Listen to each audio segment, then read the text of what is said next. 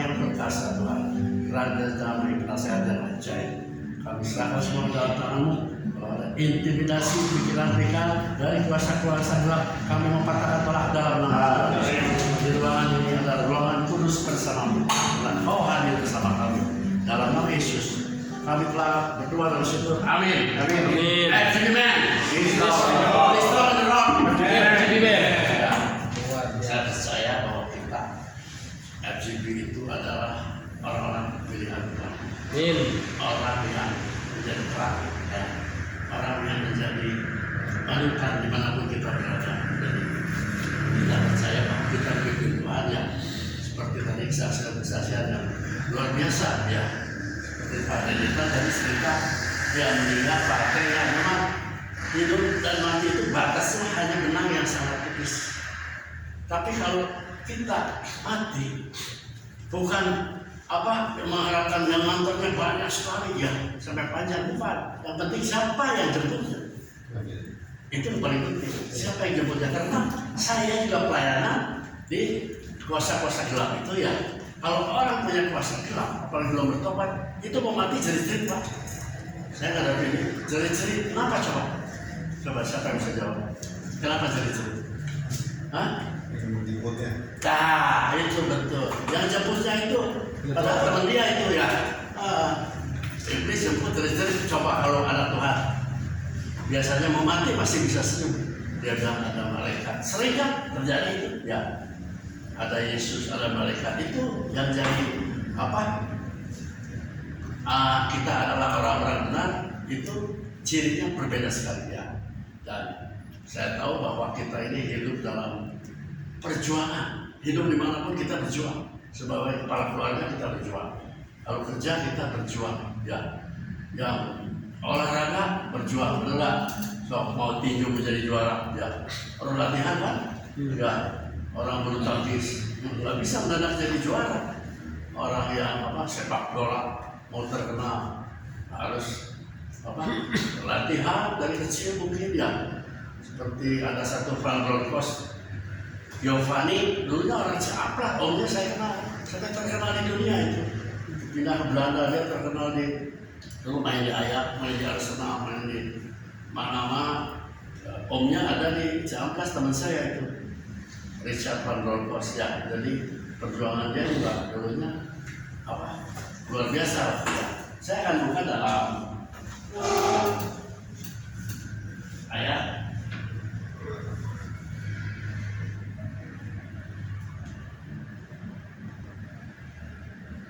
dalam Timotius ya.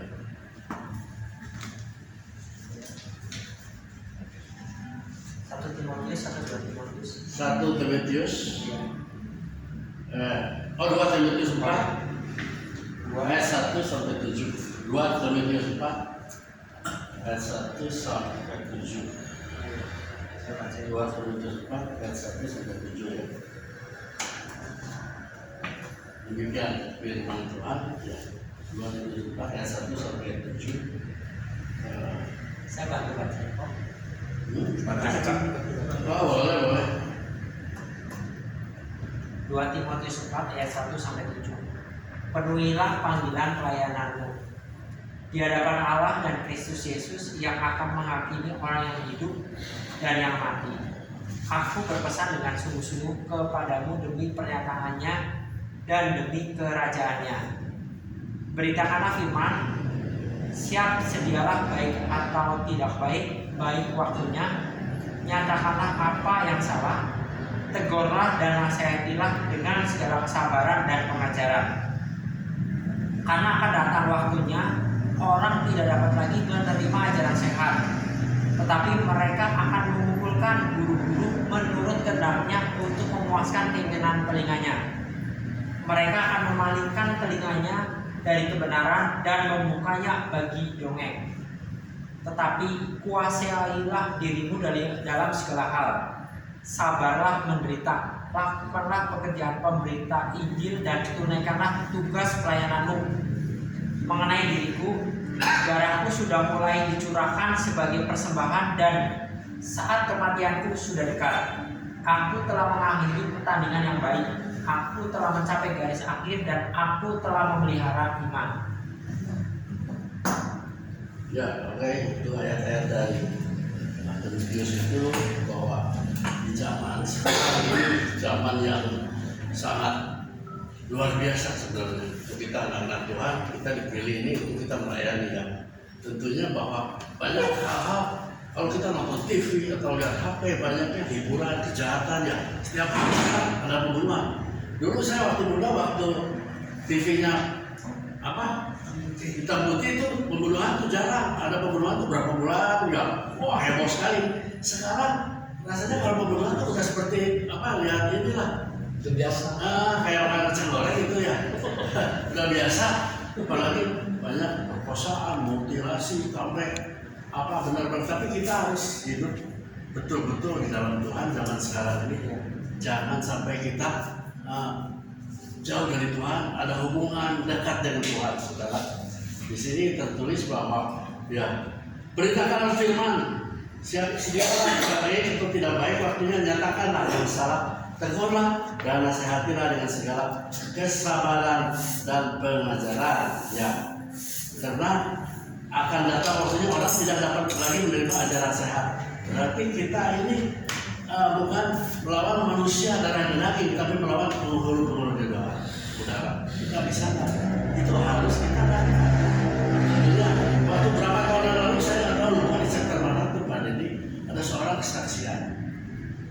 Waduh, itu jomblo saya kesurupan sama cerit-cerit di rumah. TKI sini nih, beberapa tahun yang lalu bang, cerit-cerit karena sampai si istrinya tuh bingung, sampai ikut cerit-cerit, bawa pergi, kemana sana pusing dia, bawa kan itu sana, dia aja temannya dibawa ke dukun. Itu bos dulu dia, tapi orang baru memang. Saya dengerin aja dia ngomong. Nah, sesudah selesai ibadahnya saya panggil dia, saya doain ya, karena kita ini orang full gospel namanya ya, percaya Injil sepenuhnya. Yang kita harus percaya, Tuhan bilang inilah tanda-tanda orang percaya ya. Di Markus kan ya, mengusir setan, mendoakan orang sakit dan lain-lainnya ya. Seperti kita harus lakukan itu. Seperti saya kemarin ke Manado, hari pertama saya di chapter Manado itu, sesudah saya bersaksi, ada satu orang bapak-bapak, Pak, saya mau ngobrol apa? Aduh, saya tuh sakit ini lama. Oh, yang saya doain, terus dia bilang, Pak, berapa hari yang lalu itu saya disuruh bunuh diri. Hah? Saya bilang, mati. Ada teman-teman dari Bandung tuh, ada Joko, ada apa itu ya, Ogan, ada ya, dengar itu. Waduh, saya doain ya. Doain, atau memang terima Yesus juga, kita usir. Memang kalau orang yang cuma ada intimidasi aja, tapi kalau orang yang betul-betul kena kuasa gelap, itu juga sebenarnya harus pelepasan dulu. Pelepasan baru suruh terima Yesus. Seperti dulu juga kita kerja sama David sama-sama ya. Begitu. Saya pernah ketemu orang di Purwokerto, ngobrol dia, namanya Kocuan, full Kocuan juga. Temennya bilang, Pak, itu Kocuan punya ilmu. Hah? Saya bilang, Prabowo Kocuan punya ilmu? Iya. Saya ngobrol sama dia. Iya, saya ilmu nggak apa-apa.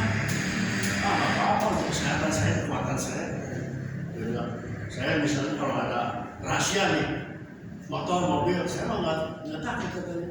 Nggak sih, polisinya nggak lihat saya katanya. Waduh, saya bilang, ini ilmunya udah tinggi ya, kayak Tony Dahut ya, kayak dulu pendeta ya, itu yang punya toko buku itu siapa? Nah, itu juga ilmunya tinggi tuh. Si siapa namanya? Ya, yang di Jakarta, yang punya toko buku, yang dulu punya gereja juga di Bandung, gereja di Jakarta. Kayak si orang itu waktu itu punya ilmu hebat, tapi waktu ada tamu anaknya sekolah di Kristen kan bawa tamu satu gereja ngobrol-ngobrol Yesus. Si bapak ini sekarang jadi pendeta itu. Jadi pendeta, dia bilang, dia cerita evangelis itu masih muda, teman anaknya cerita Yesus mengakhiri orang hidup, mengusir setan, orang kusta disembuhkan. Dia tahu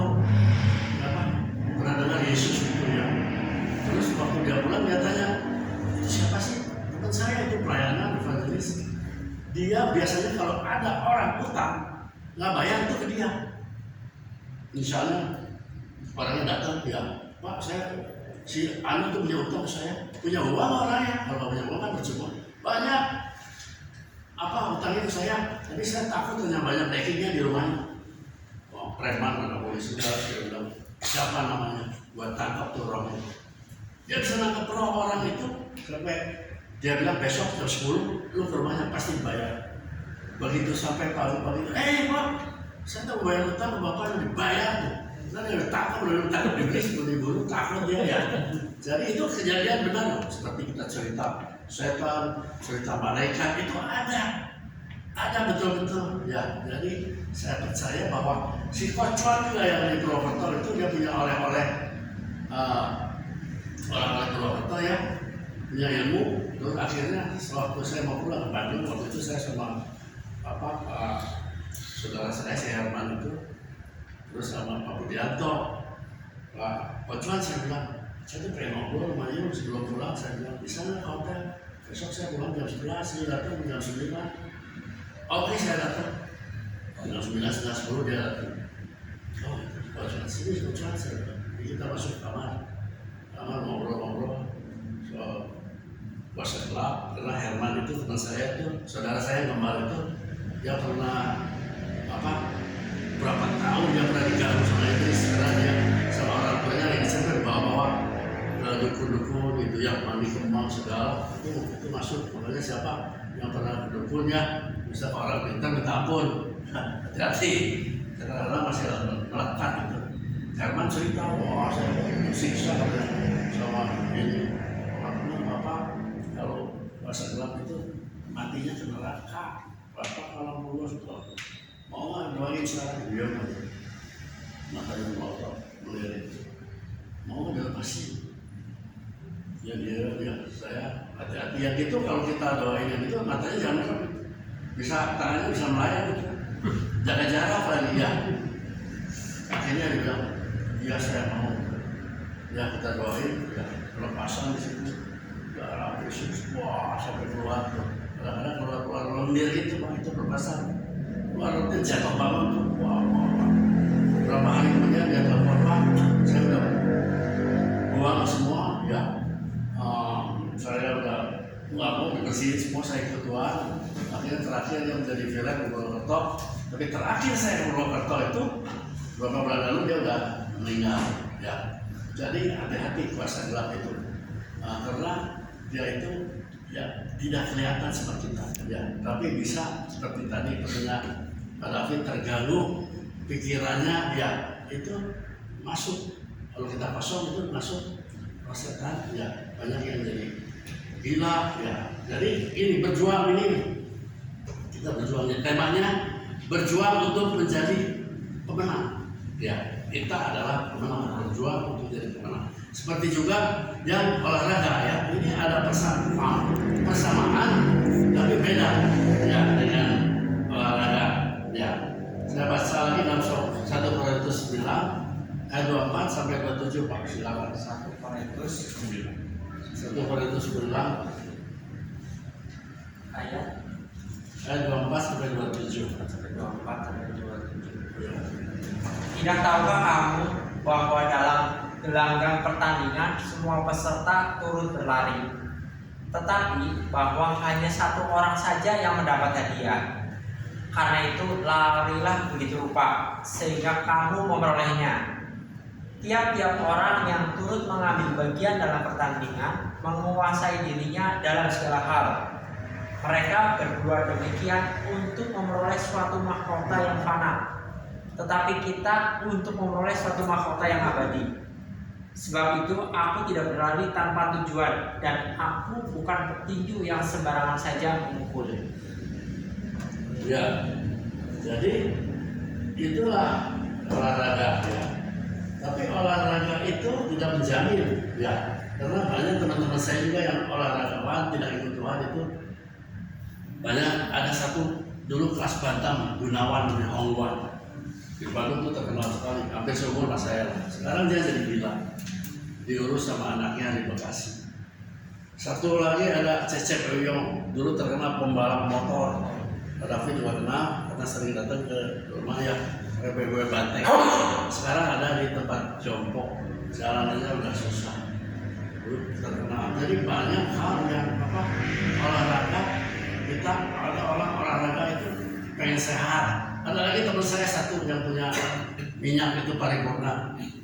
Belum lama saya ke rumahnya sebelum saya pergi ke Manado, namanya Hengkian ya. Dia minta saya doain penyakitnya ada beberapa, ada prostat, ada jantung, ada kakinya parah. Ya saya bilang itu kalau gereja nggak jarang. Gereja di mana tuh dekat katanya, rumahnya pengen jalan, gereja tuh dekat, dia bilang di gereja Bandung Katolik. Mau nggak didoain? Mau. Nggak doain, mau terima Yesus? Mau. Ya. Saya peluk dia doain, saya bilang itu betul Tuhan. Tuhan itu Maha Kuasa, tiada mustahil bagi Tuhan. Kamu sembuh kalau kamu betul-betul itu Tuhan. Saya bilang ya. Nanti sesudah dari Manado saya akan datang lagi. Dia bilang ya. Kelihatannya dia waktu didoain itu keluar air mata seperti yang kemarin yang mau bunuh diri waktu didoain saya biasanya keluar air mata itu. Jadi kita ini melayani mereka itu memang pekerjaan kita ini di FGB ya. Di samping kita cari jiwa, kita juga berdoa seperti Pak David tadi bahwa pimpin terima Yesus ya. Banyak dari sana yang ini. Ada tukang mie satu yang laku sekali di Bandung, punya ilmu sampai matinya. Dulu saya pernah doain dia, tapi nggak bisa terima. Kenapa coba nggak bisa terima? Dia punya susu biasanya suka lepas, nggak lepas. Kenapa? Dia nggak mau. Istrinya yang nyuruh saya doain dia. Padahal dia kenal orangnya, misalnya, ya. Banyak kalau dia nggak mau itu nggak bisa lepas ya. Ada satu lagi teman kita yang di Cianjuang. Dulu sering datang ke rumah, ya pernah itu juga berada sekitar. Pernah satu malam dia itu cerit-cerit, wah ngamuk, istrinya telepon saya, rumahnya nggak terlalu jauh dari saya datang. Kenapa? Nggak tahu ini dari sore katanya Pak gini terus. Saya doain, waduh ini ada pendeta ini GKI, dia katanya gitu. Apa itu pendeta GKI aja doain ya. Waduh, saya nggak mau. Kalau pendeta GKI itu nggak mau, ya beda trik. Jadi saya yang doain, saya pegang kepalanya dalam nama Yesus, lepas keluar dalam nama Yesus. Wah, sampai ada keramat. Waduh, saya keringetan ya. Tuhan, saya bilang saya nggak mau dipermalukan ya. Karena saya percaya kata-kata saya dalam nama Yesus itu ada kuasa. Berapa kali banyak berhenti. Akhirnya normal lagi. Nah, tapi sampai sekarang ya masih tetap aja hidupnya tuh terikat atau apa. Didoain berapa kali itu masuk keluar itu bisa masuk keluar. Kuasa jahat itu sebetulnya juga sini pendusta, pendakwa ya. Pemerintah itu adanya di setan yang lebih jahat. Kita kalau lawan manusia kelihatan kan bawa pisau ya, kita paling lari benar. Kalau itu nggak kelihatan, orang yang disantet bisa nggak dilaporin ke polisi? Nggak bisa. Ya mau laporan ya nggak bisa yang ada bukti. Nah itu jadi kita percaya bahwa kita di FGB ini kalau dulu ada testing training itu ya kita menuju ke situ. Sekarang sayangnya udah nggak ada. Ya seperti baptisan Roh Kudus dulu kan ada pendidikan ya, ada kan zaman Pak Andreas, sekarang udah jarang sekali ya. Yang testing training kuasa keluar juga dulu nggak pernah ada di gospel. Tapi sekarang udah ada, itu penting sekali buat kita pertahanan kita melawan kuasa gelap ya. Cuman kalau dalam Lukas 10 ayat 20 ya apa kita baca coba Lukas 10 ayat 20. Lukas 10 ayat 20. Ya. Lukas 10 ayat 20. Namun demikian janganlah bersukacita kepada roh-roh itu takut kepadamu, tetapi bersukacitalah karena namamu ada terdaftar di surga. Amin. Itu yang paling penting, nama kita terdaftar di surga. Ada juga orang yang wah saya sudah usir setan, saya sudah menyembuhkan orang sakit, saya sudah ini saya ada kan ayatnya kayaknya engkau, aku tidak mengenal kau. Berarti namanya sudah tidak ada sampai diusir gitu. Apa itu? Itu yang mendua hati, dua perahu. Hati-hati, dua perahu ke sini mau, Yesus ke gereja perpuluhan bayar, tapi ke sini yang enak-enak ini dia masih mau. Itu yang diincar si iblis. Si iblis ketawa itu, kamu katanya apa sih? Jangankan orang fulus Pak, saya kenal beberapa hamba Tuhan. Begitu Pak. Ada, tapi saya mau ceritakan karena itu pendeta kan sebenarnya orang yang diurapi Tuhan, tapi ada pendeta yang begitu. Ya, jadi kita harus hati-hati. Ya, kita baca dalam sini Pak, ada soal olahraga dan rohani ya. Kita baca dalam 1 Timotius 4 ayat 8. 1 Timotius 4 ayat 8. Ya. Latihan badani terbatas gunanya, tetapi ibadah itu berguna dalam segala hal, karena mengandung janji baik untuk hidup ini maupun untuk hidup yang akan datang. Amin. Amin. Itu ya jelas kan, rohani itu lebih penting dari olahraga. Bukannya olahraga nggak penting. Kalau kita badan nggak sehat juga mungkin nggak bisa berdoa ya. Kalau pikiran kita kacau ya, 1 Petrus 4 ayat 7, kesudahan segala sesuatu sudah dekat, tenang, ya kamu bisa menguasai diri supaya kamu tetap bisa berdoa. Kalau pikiran kita nggak tenang, mana bisa kita berdoa tentunya ya. Nah di sini bahwa yang terakhir saya sertai teman saya itu, tapi juga makan ya, Engkel, dia itu saya telah olahraga hampir tiap hari, percuma kan, penyakit banyak. Ya, ada hal itu penyakit itu Pak bisa dari setan. Bukan semua penyakit saya bilang dari setan. Penyakit bisa dari setan. Tabrakan bisa dari setan. Tabrakan di laut, di udara, di darat bisa dari setan. Ada satu dulu orang Surabaya, orang kaya, ganteng, banyak duit. Wah, ceweknya diganti. Istrinya udah ampun-ampunan. Pada suatu hari dia sakit, nggak bisa keluar. Periksa bukan situ, bawa ke Singapura, nggak ada penyakit. Bawa ke Amerika, tidak ada penyakit. Dibawa pulang lagi, taruh lagi di rumahnya. Pada suatu hari ada temannya ngobrol-ngobrol sama pendeta. Pendetanya datang, dia lihat, kamu itu bisa kaget dia. Pernah nggak main cewek? Saya pernah. Main perempuan, anaknya orang pintar, bapaknya orang pintar. Nah itu akarnya di situ. Mau nggak sembuh? Mau ikut Yesus? Mau. 1 bulan didoain sembuh total. Ya nggak usah keluar biaya jutaan, miliaran ke rumah sakit. Ya kuasa Tuhan, saya akan sembuh sampai sekarang. Tapi ada satu orang yang teman kakak saya, ya rumahnya penjara juga. Itu orang kaya. Coba ketemu di bengkel kakak saya, soal ngobrol-ngobrol, ikut lu gospel, lu gospel, mau minta teh, masuk ruang tes, mau mas, ikut sekali-sekali, nggak mau, saya yang terima, duit ayah, dan naon dia bisa, jadi uangnya kuasa ya, hanya sebut orang kaya mah, suka masuk kerajaan surga ya. Nanti minggu depan saya mau ke Australia. Anak saya sekolah di Australia. Saya punya rumah di Australia. Dari Australia, saya mau ke LA. Rumah saya ada di LA. Anak saya sekolah di situ. Ini teman kakak saya. Oh iya, saya doain apa? Iya, di Australia. Ya, tabrak mobil mati. Teman baiknya bengkel. Ya, itulah. Pada akhirnya kita harus hati-hati. Karena memang kalau kita lagi banyak duit, kita lupa ke Tuhan. Ya, lagi susah juga suka lupa supaya ingat ya. Enggak.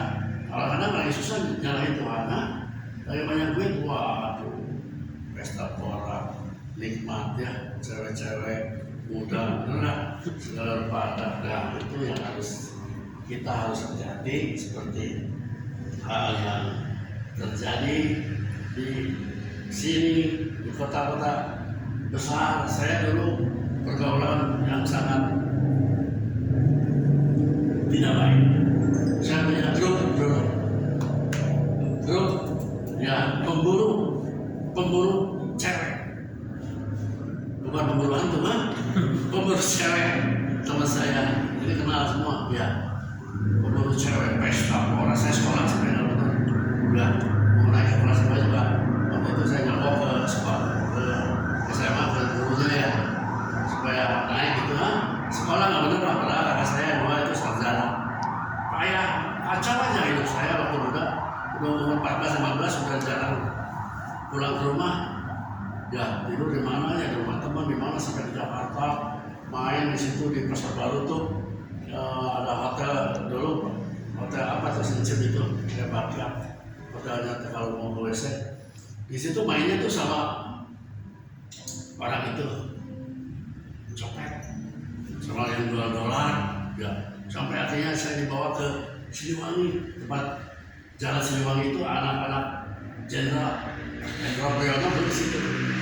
Yato, tapi saya sebelum Yato, jadi seniornya Yato, main ke Tanamor diskotiknya, Sarinah Tanah Abang, Sartana, orang-orang banyak di situ orang Manado, Ambon Manado. Sampai wah nggak pernah pulang ke rumah, mana aja jadi kacau. Akhirnya di Jakarta dicariin saya sama kakak saya, ketemu di Pasar Baru, lu sini, waduh, cariin lo, kata itu lu di kapal lu diterima kerja katanya.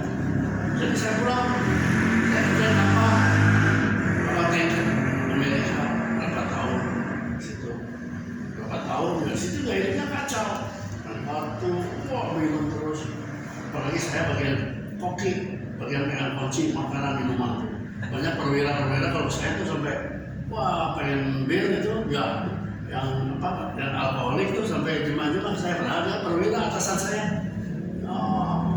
Pulang dari situ ada uang, nggak bisa pas, foya lagi sama teman. Ya sampai kecelakaan saya hampir mati berapa kali. Ya peristiwa yang tadi siapa Opa Deditan cerita di Kiara Condong itu 9 orang, rumah meledak, 8 mati. Dulu ada di buku pos tuh dulu saya yang itu ya tahun 83 13 Maret, tapi sebelum itu 13 Maret tahun 80 pulang dari Pecenongan saya jual beli mobil nabrak truk saya, truk itu terguling ke warung, saya bangun di jok belakang, mobilnya udah di sebelah, truk itu sana. Saya begitu mau bangun tuh ini sakit nih, ternyata ini saya pecah. Berapa lama di rumah sakit pakai pelukat ya sembuh. Itu 13 Maret tahun 80, 13 Maret 83 terjadi kebakaran. Itu sebelum berapa minggu sebelum ada apa tuh preman yang dibunuh-bunuhin Petrus itu ya, 13 Maret 83 yang 8 meninggal. Saya sembuh berapa bulan sampai begitu bangun dari itu tuh pakai tabung itu di rumah sakitnya. Saya lihat rumah saya rambut sepotong, alis nggak ada, ini belang-belang semua hitam. Ya istri saya juga ngeliatin saya, karena hitam semua tuh, kebakaran Kiara Condong. Tapi saya mungkin ada yang doain tapi nggak, sepertinya masuk kiri keluar kanan nggak terdengar gitu. Ya tapi waktu 98 saya disuruh ke Lembang dengan karismatik Katolik, waktu itu ada acara saya datang, disuruh datangnya juga bukan pengen denger saya, ini lu datang nih. Gua kan pengurusnya, enak lu makanannya. Saya ada makanan enak, saya mau ya datang, tapi di situ saya ada orang bersaksi. Di situ ada orang yang bawa firman baru masuk. Itu adalah waktunya Tuhan. Ya, waktunya Tuhan. Saya pulang dari situ, saya masuk ke kamar, saya jongkok, saya berlutut, saya bilang, Tuhan, saya mau ikut Engkau. Saya bilang, cuma saya mau ikut Engkau. Saya bilang, nggak tahu ikut kemana ya. Di Gereja Katolik kan nggak ada pelayanan dulu. Akhirnya ya saya ikut pelayanan di gospel waktu itu. Saya bertobat umur 50, sekarang 76, umur 50 baru bertobat. Ya tapi tidak ada yang terlambat bagi Tuhan bahwa kita percaya kita dipilih Tuhan. Makanya jangan sia-siakan waktu kita ada, kita sehat, apalagi kita FGBMN, kita harus melayani, harus bawa jiwa ya. Kita percaya bahwa Tuhan begitu baik kepada kita ya. Banyak hal yang kita tidak pikirkan itu terjadi. Coba seperti 1 Korintus 2 ayat 9 ya, apa itu yang dilihat mata, apa itu yang dengar kuping, apa tidak ada pikiran, semuanya sediakan untuk orang yang mengasihi Dia.